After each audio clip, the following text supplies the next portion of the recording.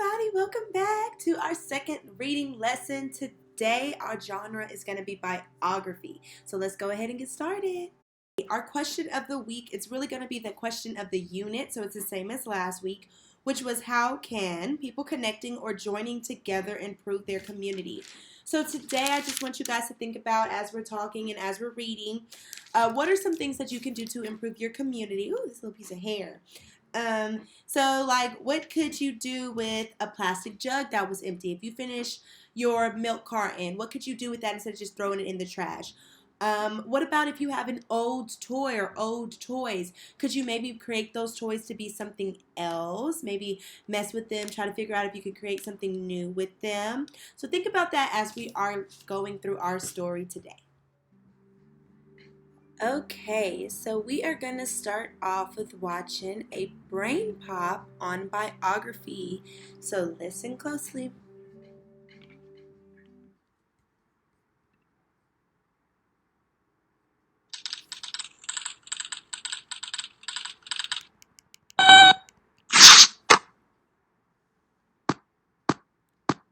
Hey, what's up, robot?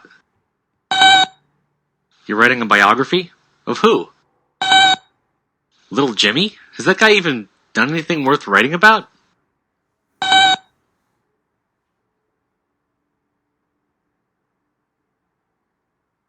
Wow, I had no idea. Dear Tim and Moby, I have to write a biography for English class, and I'm not sure what to do. Can you help? Sincerely, Benny. Benny, it's your lucky day. Moby and I would love to help. Simply put, a biography is the story of someone's life. But, of course, there are many different kinds of biographies. Some are long, scholarly works that take years of painstaking research to produce. Some are written quickly and cheaply to cash in on the fame of a popular celebrity. And others fall somewhere in the middle. They're reliable and well-researched, but not too dense or difficult to read. Right, there's also autobiography, in which someone tells their own story. Sometimes called memoirs, autobiographies allow people to reflect on their lives and share their memories, thoughts, and feelings. Meanwhile, biographical dictionaries contain brief descriptions of the lives of lots of people. And biographies can even take the form of movies, websites, and TV shows. Right, your biography of Little Jimmy. I was just getting to that. If you're writing a biography, you're going to have to do a whole bunch of research, including both primary and secondary sources. Primary sources are materials that contain original, first-hand information about the subject. In your case, these might include interviews with Little Jimmy, things he wrote, or documents pertaining to his life. And secondary sources are basically interpretations of primary sources. These can include newspaper and magazine articles, other biographies, stuff like that. You can also conduct interviews with people who know Little Jimmy, or other experts on his life. Finally, you should research the time and place where your subject lived, and learn about the people, books, music, and other things that influenced him or her. Yep, once you've finished your research, it's time to start writing. But writing a biography can be tricky, and it's a lot more than just a list of dates, times, and events. Well, sure, creating a timeline can help you keep your information straight. But when you write a biography, you want to tell a compelling story. You should start by coming up with a thesis statement, or a main point. If you're having trouble, looking for patterns in your subject's life can help. For example, will your biography tell the story of a robot who spent his whole life working tirelessly to achieve his dreams? Is it about a robot who went through a dramatic series of ups and downs before finally finding happiness? Or is it the tragic tale of a robot who had everything, only to lose it all? No, it doesn't have to fall into one of those categories. I'm just throwing out examples. Anyway, to keep it interesting, you should stick to the key events of your subject's life. Like, you don't have to spend pages detailing everything Little Jimmy did in 5th grade. Instead, focus on his time with the Beatles, and his experience at the Robot Olympics.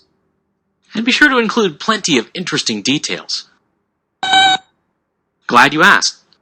There are a number of questions you can answer when you're writing a biography. Like, what influence did your subject have on the people around him? And what influence did they have on him? How would the world be different if he'd never been born? What adjectives describe him best? How did his childhood shape the rest of his life? If you're stumped, you can always read through published biographies and examine how the author approaches her subject. You're ready to write? Terrific!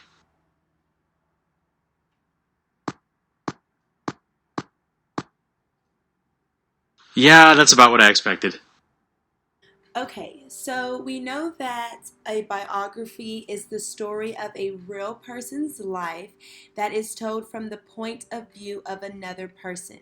So that means that maybe you're telling the story of your friend's life, or you're telling the story of your little brother's life, or something like that, but you're not telling a story of yourself. So sometimes in class, I'll say, tell me about your favorite birthday ever. And that means you're going to be writing about yourself. But a biography would be writing about somebody else. So it tells about all or part of a person's life. It tells about real events.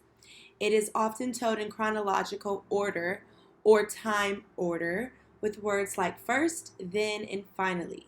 So it's going to tell it in order of age. So it's not going to start off with them being like 65 years old and then go talk about when they were like 4. It's going to normally go in like an age order or a chronological order.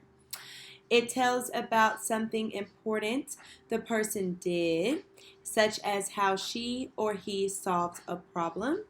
And it is told from a third person point of view. The narrator uses the pronouns he and she. Okay, so let's go ahead and look at the biography anchor chart. The purpose of a biography is to give information about the life of a real person. The elements is that, like we said, it's written by someone else. It is about all or part of the person's life, and it tells how the person affected others. The text structures would be that it's in chronological order or time order. It is descriptive. There's a cause and effect, and there's a problem and a solution. So there's a problem and how that problem is fixed. So this is a picture of Rosa Parks, and she worked to give African Americans the same right as others. I know you guys remember Rosa Parks. Can y'all remember what we said she did? Remember, she was the lady that was really tired and she didn't want to move to the back of the bus when she was told to. So people remember her, and we read biographies on her. We read stories about her that was written by somebody else, and it told it in chronological order. It was descriptive. It gave us cause and effect, and it also gave us a problem and a solution. Okay, so let's go ahead and talk about the text vocabulary before we read.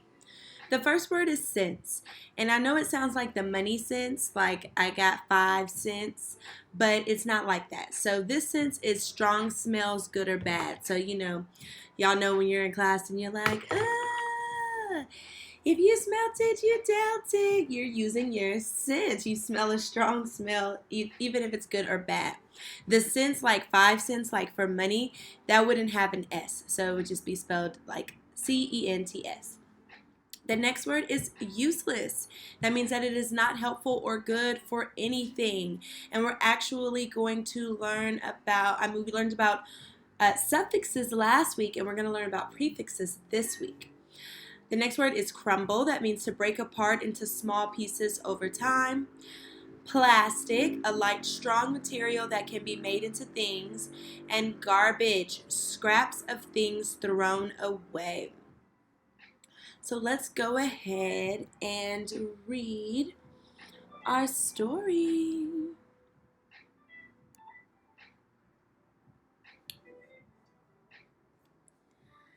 Okay, so we went over our vocabulary words.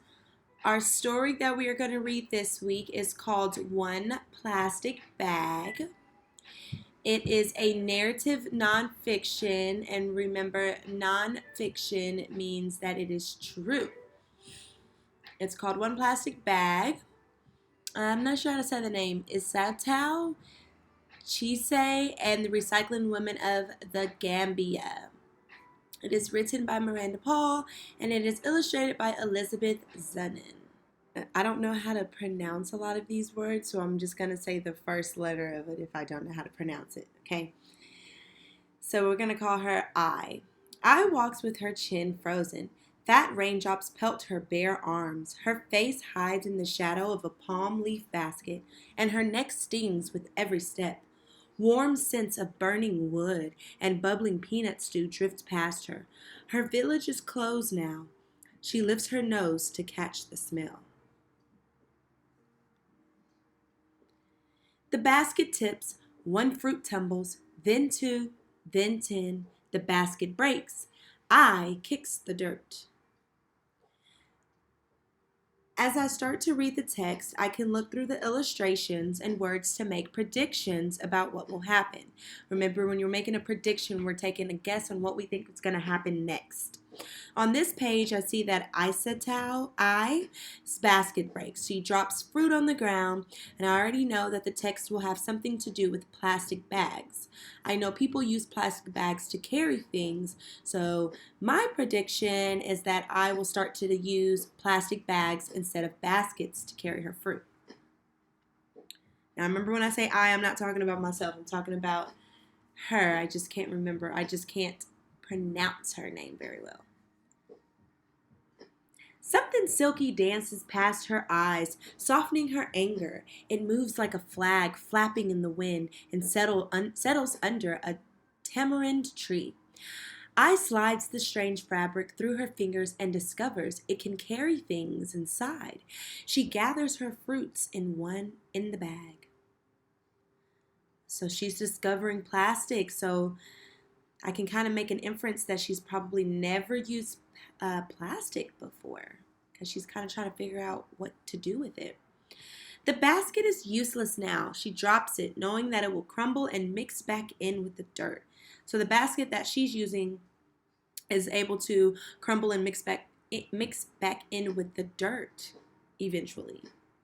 So as I read, I'll talk to myself about our weekly question, which was, how can people work together to solve a problem? So far, I only know about the girl I. But based on the title, I think that she will eventually work together with the recycling women to solve a problem. So I wonder if the problem is related to the plastic bags. So I'll keep that in mind as I continue reading. 4 goats greet I as grandmother M emerges from the kitchen hut. Hurry in before the rain soaks your beautiful mbuba. I scurries in and grandmother serves spicy rice and fish. Rain drums on the creaking aluminum roof. I broke your basket, I confesses, but I found this. Plastic? Grandmother frowns. There's more in the city. As I read, I will make predictions about what characters will do later in the story. So I read that grandmother frowns when she talks about the plastic bag. But from the title, I know that this book is about recycling. And I know that we can't recycle most kinds of plastic. So my prediction is that grandmother feels differently about plastic than I does. But I think that grandmother doesn't like plastic in the city. But I'm going to keep reading to see if my prediction is correct. Day after day, I watch as neighbors tote things in bright blue or black plastic bags. Children slurp water and wanjo from tiny holes poked in clear bags.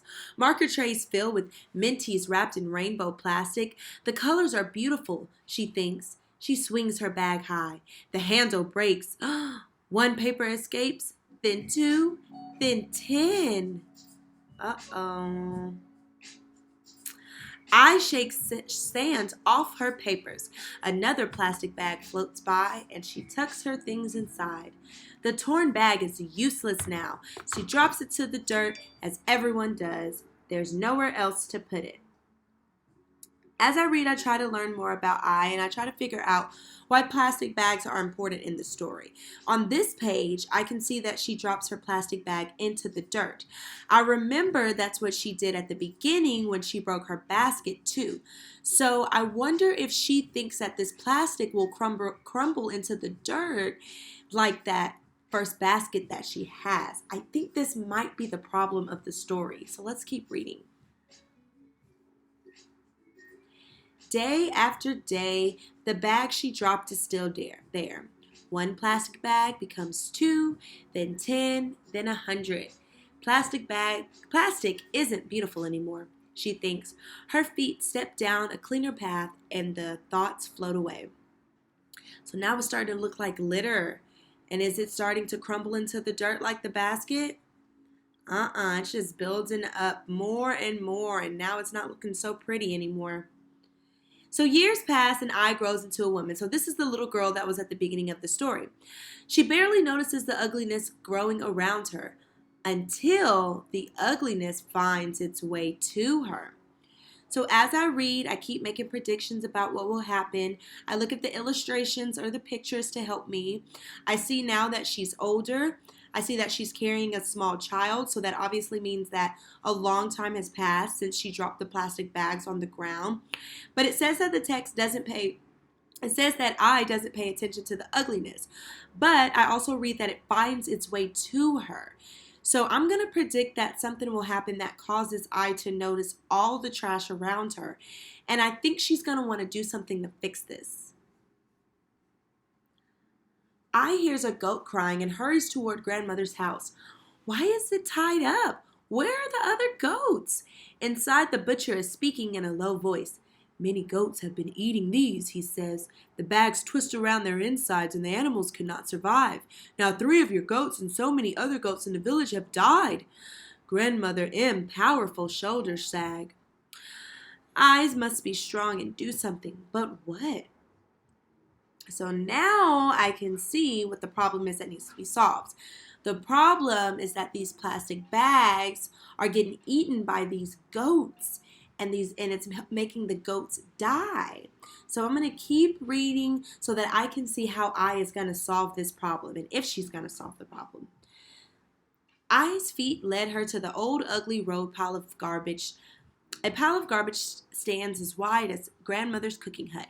Mosquitoes swarm near dirty pools of water alongside the pile. Smoke from burning plastic stings her nose. Her feet back away.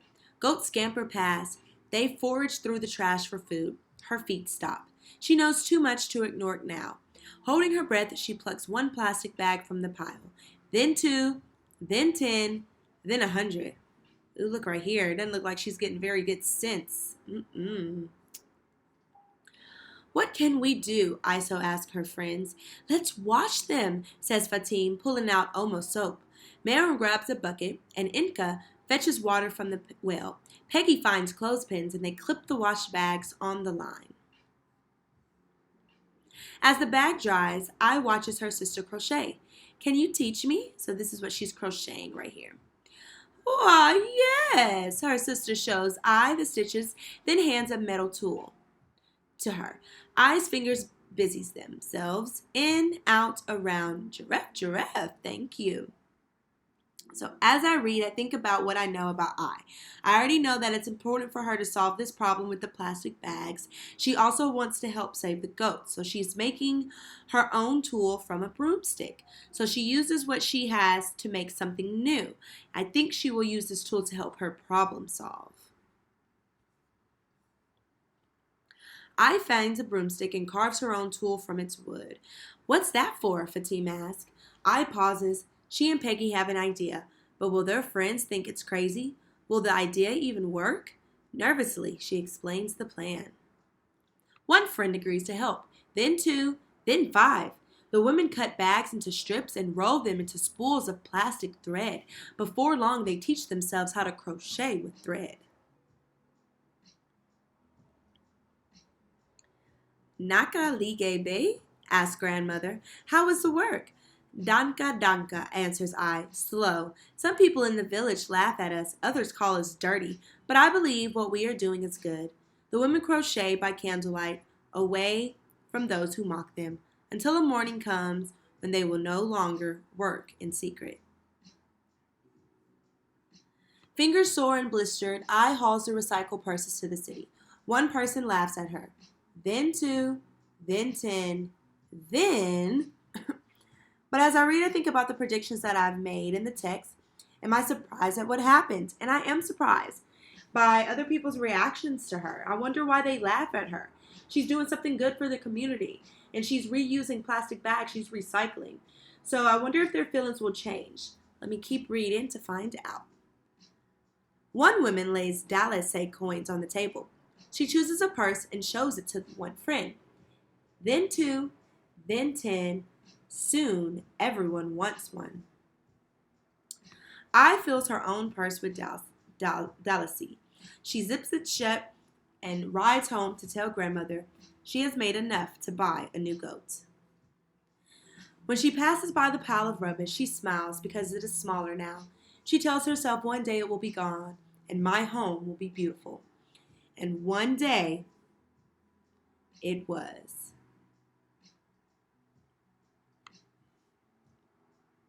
So from the illustration, I can see that the goats look healthy again. They all look like they're running around healthy again. I don't see any trash or plastic bags around them. The trees are green and everything looks clean. So I think that things will continue to improve. I also think now that I and the people in the community know that plastic bags are causing a problem. So they will be able to find a solution that lasts a long time. Since they know what the problem is, they'll be able to not use plastic bags, which will help them for a long time.